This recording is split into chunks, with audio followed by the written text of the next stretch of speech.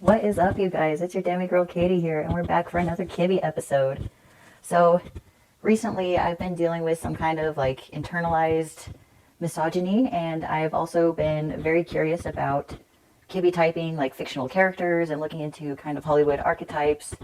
And the two just kind of coalesced into this weird, pattern that I was noticing with different Kibbe types and different yin-yang balances, and how certain fictional characters, depending on their yin-yang balance, tend to be grouped in with different sexist kind of stereotypes and archetypes, and it just was very interesting to me, some of the patterns that I've been noticing, and it really reminded me of a lot of the toxic information that I kind of absorbed when I was growing up, and I'm trying to kind of deprogram from all these harmful messages. So I decided to make a video about different Kibbe types and their yin-yang balance amongst fictional characters, and how they tend to be affected by sexism, and what types of misogynistic messages there are out there, depending on your yin-yang balance. So I hope you enjoy it. It was kind of fun, but kind of frustrating for me to film, just because I do get so frustrated with stereotypes about gender. And this one is mostly covering sexism directed at women. I know that it can be experienced in different ways, depending on your gender expression. It can be different if you're like a person of color. You know, there's sexism mixed with racism, and I feel like I didn't really do justice to how sexism can interact with racism and homophobia and transphobia, but this is just a start. So I hope you enjoy it, and without further ado, let's get into it. So, how does yin and yang balance affect the character archetypes you see in pop culture? And how does that relate to gender stereotypes and misogyny? Well, one thing I noticed straight away is that there's a repeated villainization of yang women. I like to call this the yang bitches and witches stereotype. For example, the evil queen in Snow White is probably a soft dramatic or dramatic, while the good girl, Snow White, seems like an ingenue romantic. Now, of course, this is only one example, but there are a lot of extremely yang female villains, and a lot of extremely yin female heroines and damsels, especially in old Hollywood and Disney movies. So, let's take a look at some more Disney female villains. Damn, there's a lot of yang, and I'm seeing a lot of dramatics. Okay, so how are these women's personalities portrayed? Well, on the positive side, these women are seen as mature with lots of life experience. They're leaders, and they're very dominant and assertive. They're cunning, clever, and resourceful. They're powerful and determined. They're also ambitious, competitive, and driven, and they refuse to shrink themselves into submission. On the negative side, these women are portrayed as narcissistic, sociopathic, cold, power-hungry, vain, selfish, evil, and murderous. Yeah, animated Disney seems to think that a yang woman is a very mean and dangerous woman. Except that it's not just animated Disney movies. There are many examples of dramatic women being cast as villains, and don't get me wrong, I love female villains, and I love dramatics as female villains. I think they kick ass in those roles. But it's just a little bit funny how much popular culture likes to demonize extreme yang. Here you can see both Angelica Houston and Cate Blanchett kicking ass, playing the role of the evil stepmother in two separate Cinderella movies. And of course the heroines in these movies are romantic and soft classic. On the far right you can see one of my favorite villains, dramatic Tilda Swinton, as the White Witch from the Chronicles of Narnia, and I think she does an excellent job. The yang bitches and witches stereotype grossly mischaracterizes yang women and puts them into a very narrow box. Dramatics in real life can have any personality. They can be just as loving, kind, gentle, maternal, cutesy, girly, funny, creative, and fun as they want to be, in addition to many other traits that I didn't even mention. They can have any gender expression, and they can express everything ranging from femininity to masculinity to androgyny and beyond. The Wizard of Oz is another example of an extremely yang villain. Just take a look at these photos of the Wicked Witch of the West.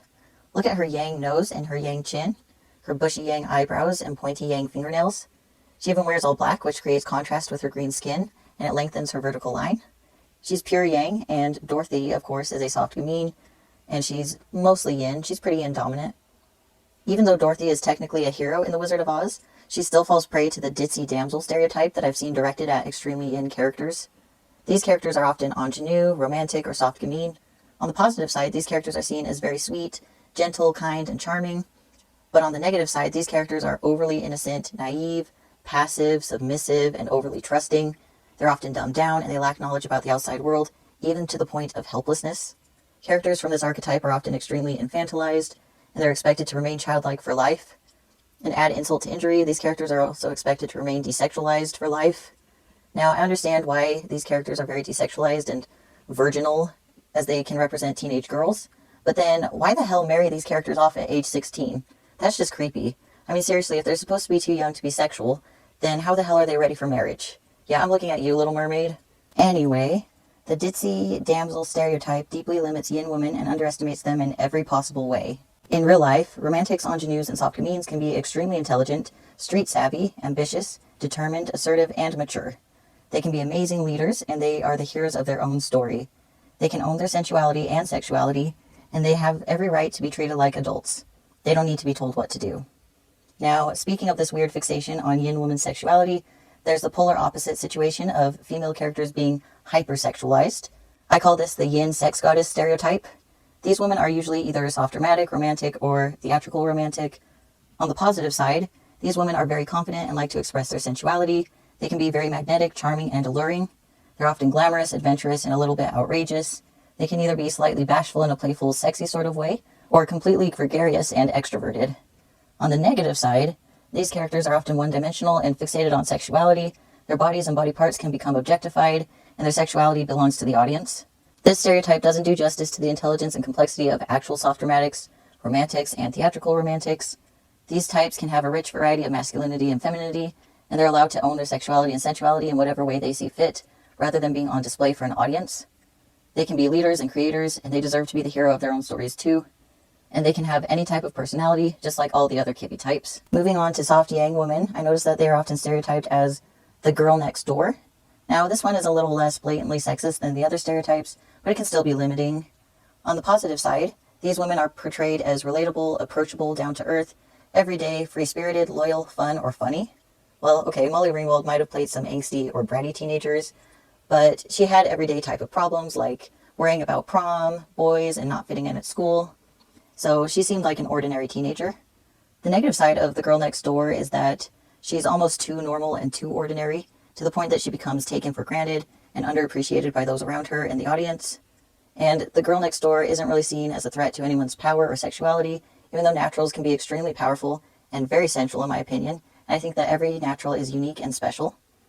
Next is classic. I think classics, particularly soft classic characters, deal with the safe or good girl stereotype.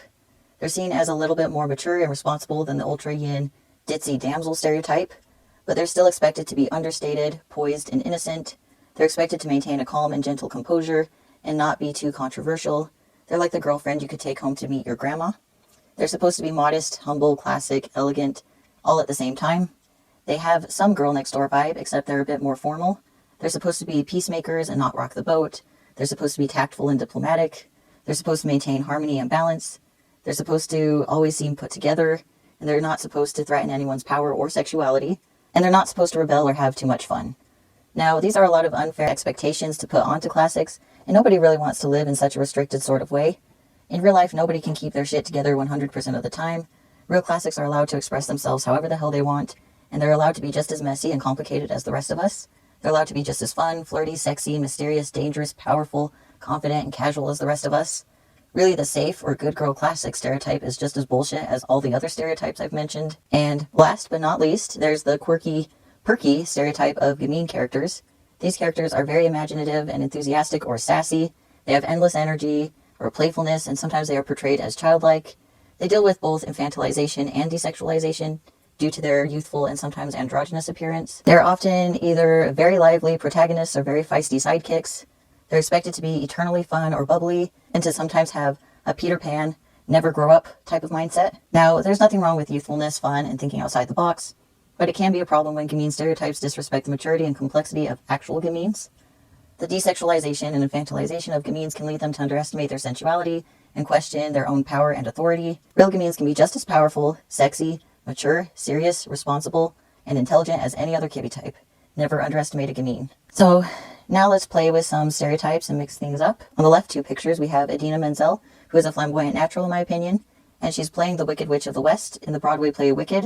In the play, she's actually a good person who is tragically misconstrued to become a villain. I like that she's a flamboyant natural witch, and that she isn't automatically evil just for being an extreme yang character. Next we have Reese Witherspoon in Legally Blonde, and she plays an extremely girly and extremely intelligent Harvard law student. This movie plays with and breaks the ditzy yin damsel stereotype as the character takes control of her own destiny and realizes her own intelligence and authority. Then we have the hilarious Angelica Houston as Morticia Addams from the Addams Family. The movie plays with stereotypes about villains and casts the family as the good guys, even though they have a very morbid lifestyle.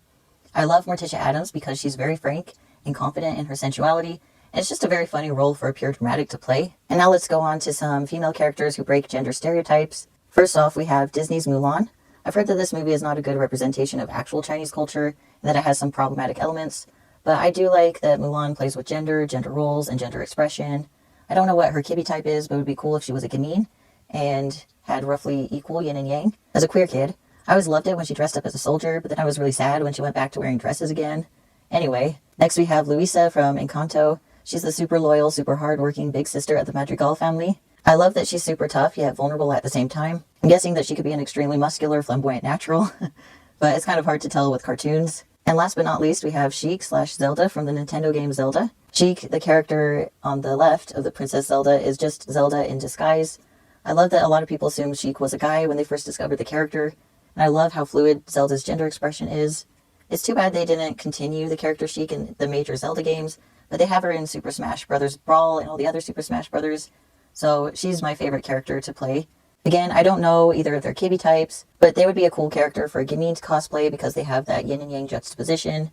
I could see a flamboyant Gamine playing Sheik, but I could also see a theatrical romantic playing Zelda due to her ornate dress and delicately pointed features. Another example of breaking away from yin and yang stereotypes is the yin-dominant villain Bellatrix Lestrange, played by Helena Bonham Carter in the Harry Potter series. I think that Kibbe typed her as a pure romantic, but she also looks good when she taps into her kind of dark yang side. You can see that she has curly hair and a dress made out of a soft and fitted fabric, which I think is a good way for a romantic to pull off more brooding looks. We also have Rosamund Pike as Amy from Gone Girl, and she might be a classic villain. I think Ali Art might have typed her as a classic, but I don't remember if she specified the yin or yang leaning. I like the idea of an unhinged classic villain because it goes so much against the stereotype of the safe good girl classic. And lastly, in breaking stereotypes, we have a possible soft dramatic or flamboyant natural superhero, Wonder Woman. I love the idea of a soft dramatic being a superhero because there are already heroes from the natural category like Katniss Everdeen and the Black Widow, but I think either type can do a good job. As for Gal Gadot's Kibbe type, I am torn between flamboyant natural and soft dramatic, but I think that she might just be a very glamorous flamboyant natural. I'm still not quite sure. I'd be interested in your guys' take on that. So, what did you guys think? Do you resonate with any of these stereotypes? Like, did you grow up with some of these stereotypes? Like, do you feel like any of them are recognizable to you, or do you feel like this is more like an uncommon pattern? Like, these are just like a few that I found that happen to be the same, but that's not how most of these Kibbe types are presented in Hollywood.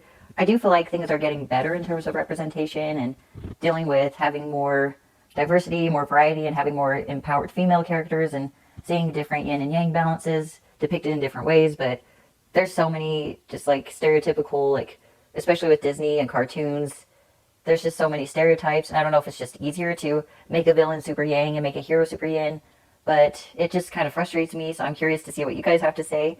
And I'm just so glad to have this channel. And I just want to say thank you for watching. And I'm sending love and virtual hugs as always, like especially if you're having a bad day. So thank you, and I will see you guys later. Bye.